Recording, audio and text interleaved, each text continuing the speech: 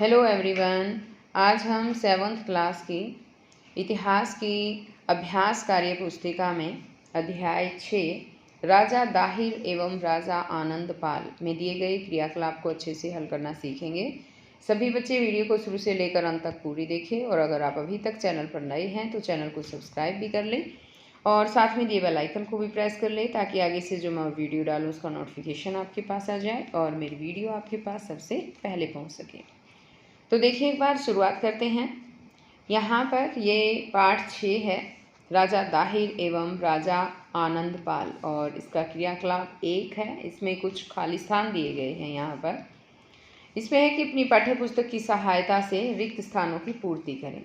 तो यहाँ पर इसमें है हज्जाज ने बारी बारी से 3 सेना नायकों को दाहिर के विरुद्ध भेजा। यहाँ पर 3 आएगा। दाहिर की मृत्यु के पश्चात उसकी रानी ने 15,000 सैनिकों के साथ युद्ध का मोर्चा संभाला।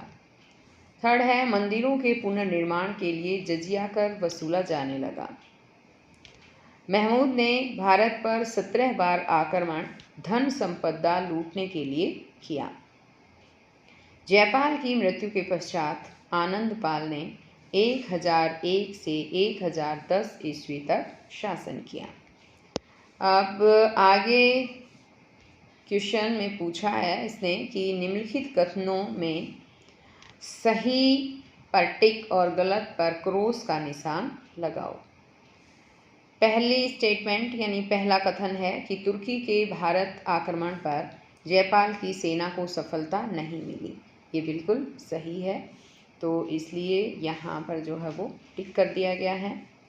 दूसरा है कि दाहिर की 2 पुत्रियां व 1 पुत्र था, तो ये बात गलत है, इसलिए हम क्रॉस करेंगे। दाहिर के 2 पुत्रियां थी और 2 ही पुत्र थे।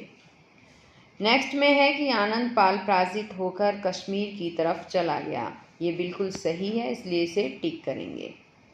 दाहिर का पुत्र अंतिम समय तक लड़ता रहा, ये भी बिल्कुल सही है, इसे भी हम टिक करेंगे। अब आगे है कि मोहम्मद बिन कासिम के आक्रमण का विरोध सन 712 ईस्वी में हुआ, तो ये भी बिल्कुल सही है, इसको हम जो है टिक कर देंगे। अब क्रियाकलाप 2 में यहाँ पर पूछा है कि सही उत्तर छांटे। इसमें है कि महमूद ने सोमनाथ के मंदिर पर आक्रमण किया। कब आक्रमण किया था? 1025 ईस्वी में, तो क ऑप्शन आएगा इसमें। आगे है मोहम्मद बिन कासिम के आक्रमण का विरोध कब हुआ?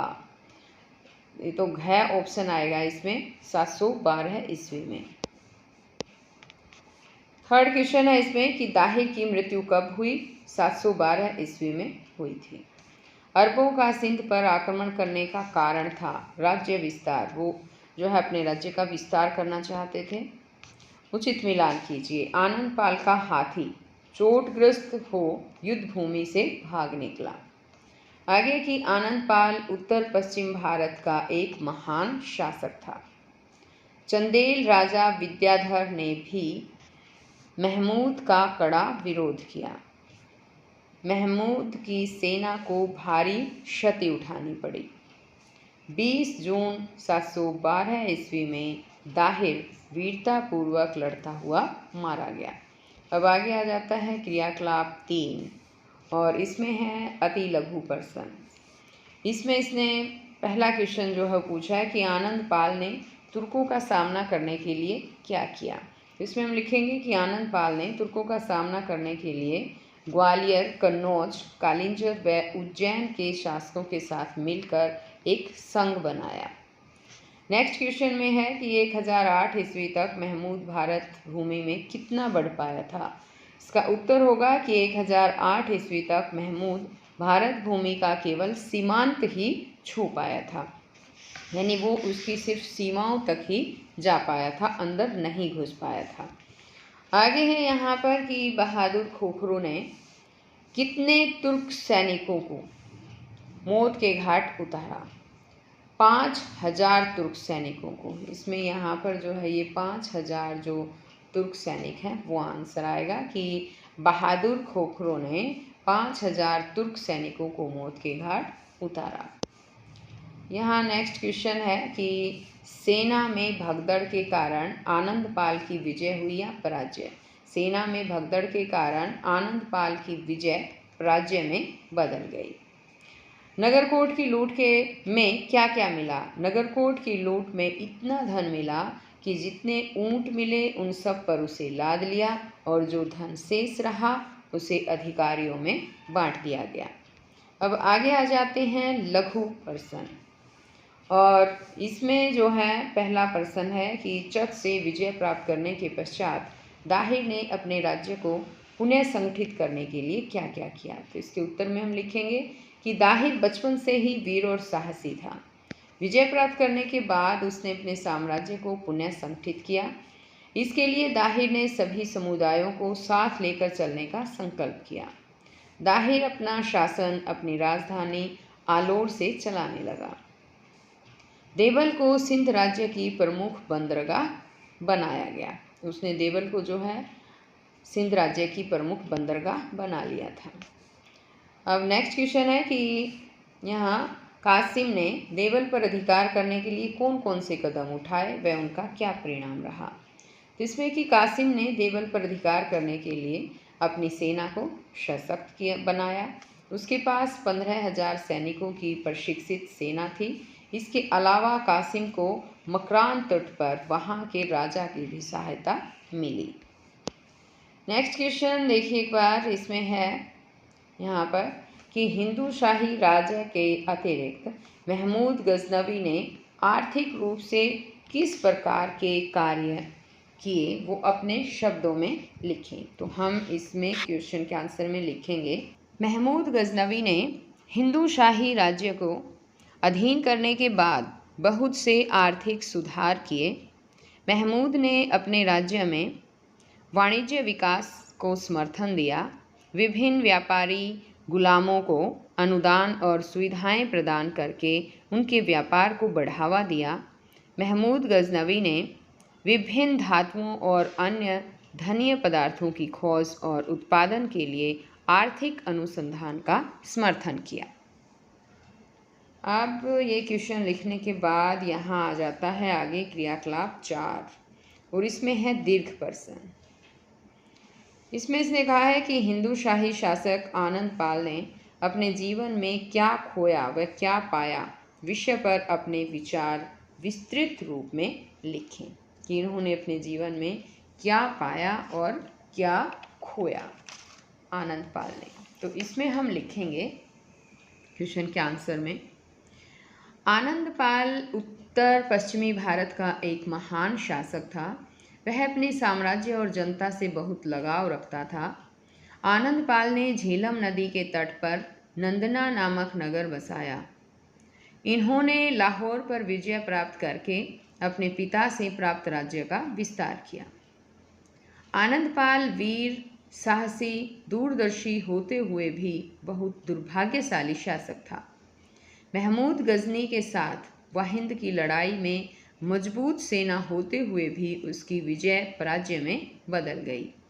वह गजनवी के आक्रमण और भोली भाली जनता की निर्दयतापूर्वक की गई हत्याओं व लूट खसोट को सहन नहीं कर सका और 1 वर्ष के पश्चात ही उसकी मृत्यु हो गई। तो इस क्वेश्चन के आंसर में हमने उसने क्या क्या खोया और क्या पाया ये सब बता दिया है।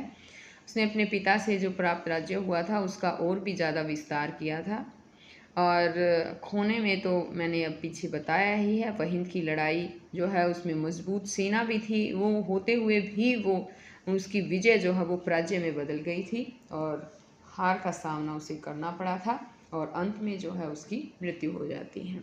इस तरह से हम इसमें लिखेंगे। आगे नेक्स्ट क्वेश्चन है कि वाहिंद की लड़ाई के विषय में विस्तार पूर्वक उत्तर दीजिए। तो इसमें वाहिंद की लड़ाई जो है इसमें हम लिखेंगे कि वाहिंद की लड़ाई 1008 ईस्वी में महमूद गजनवी और आनंदपाल के बीच लड़ी गई थी। इस युद्ध में आनंदपाल को उज्जैन, ग्वालियर, कालिंजर, कन्नौज, दिल्ली और अजमेर की सेवाओं की सहायता प्राप्त हुई। अजमेर की सेनाओं की सहायता प्राप्त हुई। आनंदपाल की सहायता के लिए 30,000 खोखर भी आए। सेनाएं 40 दिन तक आमने सामने खड़ी रही। आनंदपाल की सेना की प्रतिदिन वृद्धि देखकर महमूद ने आक्रमण का आदेश दे दिया। भयंकर युद्ध हुआ। आनंदपाल की जीत निश्चित दिखाई दे रही थी। तभी आनंदपाल का हाथी चोटग्रस्त होकर रणभूमि से भाग निकला। राजा को पलायन करता देख सेना में भगदड़ मच गई और आनंदपाल की विजय पराजय में बदल गई। अब यहाँ पर नेक्स्ट क्वेश्चन है कि महमूद गजनवी एक लुटेरा था। उसने भारत को किस किस प्रकार की क्षति पहुंचाई, वर्णन करें। तो इसमें हम लिख सकते हैं कि महमूद गजनवी एक लुटेरा था। उसने भारत को आर्थिक और सांस्कृतिक रूप में बहुत हानि पहुंचाई। उसने भेरा मुल्तान नगरकोट पर आक्रमण किए और बहुत सा धन लूटकर गजनी ले गया। महमूद गजनवी ने जिस भी नगर पर आक्रमण किया उसे नष्ट कर दिया। मथुरा, नगरकोट, कुरुक्षेत्र एवं सोमनाथ के मंदिर जो पिछली कई शताब्दियों से ज्ञान, कला एवं संस्कृति के केंद्र के रूप में उभरे थे, उन्हें नष्ट करके भारतीय धन संपदा के साथ साथ भारतीय संस्कृति को भी बहुत हानि पहुंचाई। अब यहीं पर पाठ जो है आपका खत्म हो रहा है। अब इसके आगे नेक्स्ट लेसन आपका शुरू होगा। अभ्यास कार्य पुस्तिका का नेक्स्ट लेसन ही मैं आपके लिए लेकर आऊँगी।